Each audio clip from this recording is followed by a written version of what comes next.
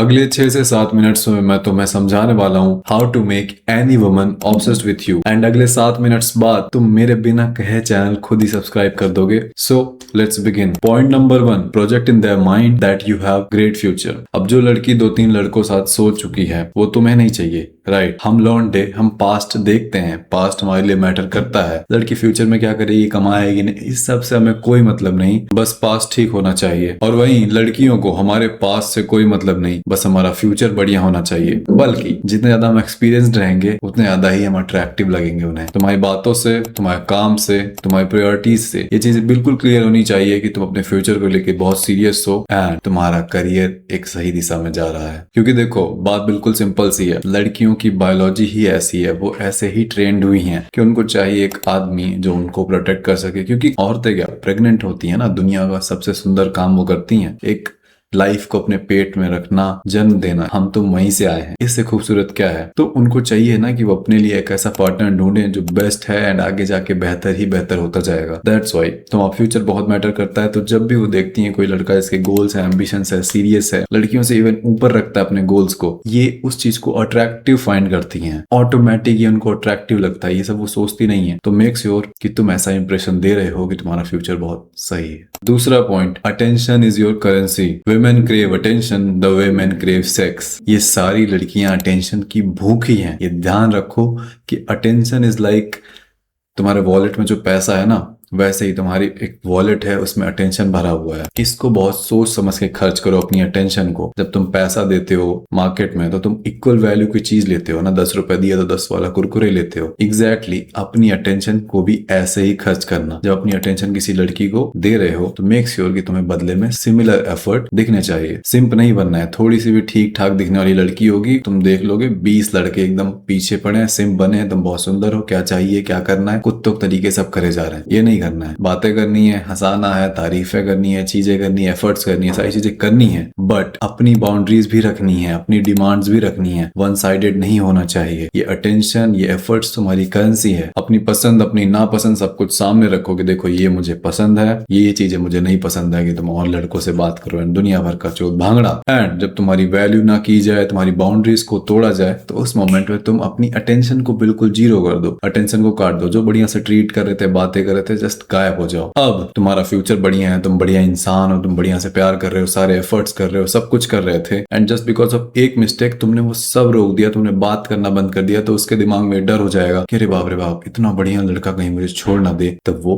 सुधर जाएगी। या नहीं बात कर रहे होगे तो एटलीस्ट परेशान रहेगी, रह नहीं पाएगी तुम्हारी अटेंशन के बिना। आ जाओ भाई थर्ड पॉइंट पे। बड़ी कैडी पॉइंट है ये। मैं स्क्रॉल कर रहा था रील्स एंड एक रील पे मेरे को ये पॉइंट मिला था एंड मेरा माइंड वाज लाइक फक, ये एकदम सही है। बस एक कोट लिखा था, the less she needs you the less attractive you become. जितना ज्यादा उसको सब कुछ खुद से करना पड़ेगा, उसे तुम उतने कम अट्रैक्टिव लगोगे। लड़की को अपने जीवन में अगर सब कुछ खुद ही से करना पड़ रहा है तो व्हाट्स द फकिंग पॉइंट? तुम अट्रैक्टिव ही नहीं लगोगे, उसका दिमाग ही खराब रहेगा तुम्हारा मुंह देख के। ध्यान से सुनना, लड़की तुमसे तब खुश रहेगी जब तुम उसका सब कुछ संभालोगे। तुम उसके मैप हो, तुम उसके चैट जीपीटी हो, तुम उसके एटीएम हो, तुम उसके वॉचमैन हो, तुम उसके सिक्योरिटी गार्ड हो, तुम उसके सब कुछ हो, तब वो तुमसे खुश रहेगी एंड ऑब्सेस्ड रहेगी। अब सोचने वाली बात यह है कि भाई मैं लड़का हूं, इस इंसान के लिए, एक लड़की के लिए, एक औरत के लिए मैं इतना सब क्यों करूं? ये क्या चुतियापा है कि सब मैं ही करूं, वो कुछ ना करे, सब मैं करूं, इधर से लेके उधर उधर, मेरे अपनी भी जिंदगी है, उधर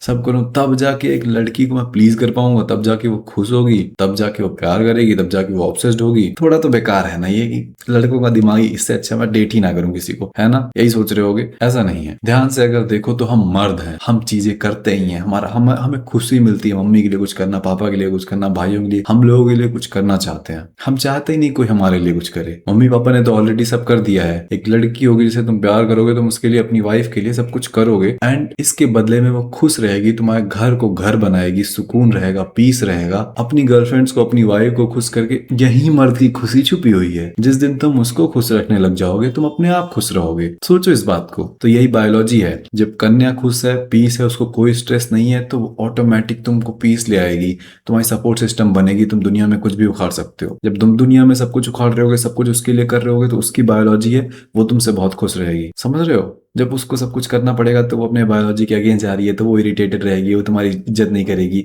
जब वो इरिटेटेड रहेगी, वो तुम्हारी इज्जत नहीं करेगी, तुम्हें जो नीड्स है तुम्हें वो नहीं मिल रहा, तुम्हें पीस नहीं मिल रहा, सपोर्ट नहीं मिल रहा, तो तुम खुश नहीं रहोगे, तो दोनों खुश नहीं रहेंगे। समझ रहे हो? एक बोनस पॉइंट भी दे दूं, जिस दिन तुम इतने काबिल बन जाओगे कि तुम लड़की के बाप बन सको, लिटरल अपनी गर्लफ्रेंड वाइफ के बाप बन सको, या बाप जैसे उसका बाप है, उसके पेरेंट्स है, जैसा एक लड़की का बाप होता है वैसे बन सको, उस दिन तुम्हें इतना प्यार मिलेगा उस इंसान से अपनी जिंदगी में कि तुमसे सहन नहीं होगा, तुमसे रहा नहीं जाएगा। बाप बनने से मेरा क्या मतलब है? प्यार करना, दुलार करना, डांटना, उसकी सारी ख्वाहिशें पूरी करना, उसको प्रोटेक्टेड रखना, सेफ रखना, कोई कभी उसको कुछ करना पाए, उसको थोड़ी सी भी इनकन्वीनियंस हो, थोड़ा सा भी बेटी बीमार हो जाए, बाप हॉस्पिटल लेके पहुंच जाता है। कुछ भी वो मांगे, पैसे, खाना पीना, घुमाना, सारी चीजें हैंडल करना। सोचो तुम बॉयफ्रेंड हो, अभी जब बॉयफ्रेंड होते हो तो उतना तुम नहीं कर सकते, उतने केपेबल नहीं हो, समझ रहे हो? बेसिकली उसकी पूरी जिंदगी तुम हैंडल कर रहे हो, बिल से लेके पैसे, फीस एंड एवरीथिंग, ये बाप करता है। इतना करने लग जाओगे। अब ये नहीं है कि बस यही करना है, इसकी दूसरी साइड भी है। दूसरी साइड ये है कि नहीं, तुम वहां नहीं जा सकती,